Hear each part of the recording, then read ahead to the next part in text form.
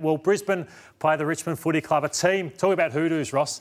This is one big hoodoo that the Brisbane Lions have got against the Tigers. Yeah, well, they've been a cellar dweller for years, Brisbane, but they've rebuilt under Fagan. It's a great story. But you can just see over here, you know, defensively they struggle a bit, but the Tigers are just a powerhouse. I love the way they play. They're not a control-the-ball team. They just go chaos, surge, speed, quick, hard. I think, you know, that's a really interesting...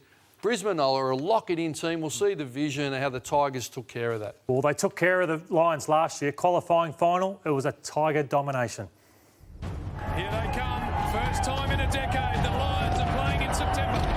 Long goal. Rebound. Martin, top of the square. Tigers got another one. Here's Lockie Neal. Kicks the Lions second. That's 3 goals in a row for Brisbane.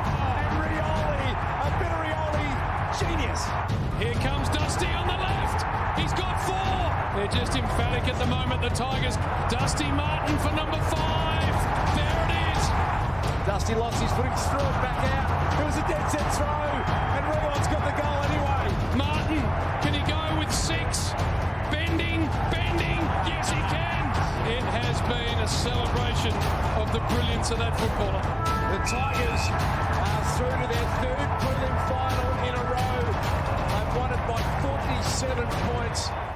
Ross, 47 points that victory, and round 10 this year, it was also won easily by the Tigers. This graphic sums up the challenge Fagan and the Lions have got. So they're the number 1 team for time in forward half, in their forward 50 virtually.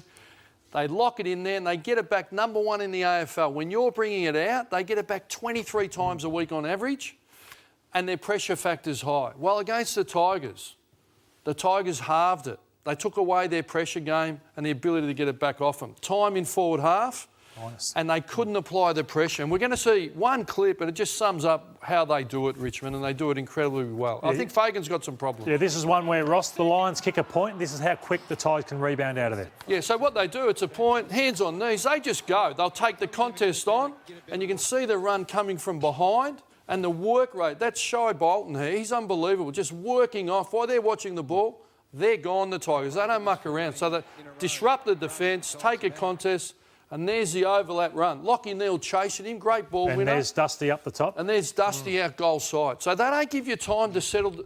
Brisbane hate this. They want a settled, slow game. Well, guess what? Richmond don't give it to you.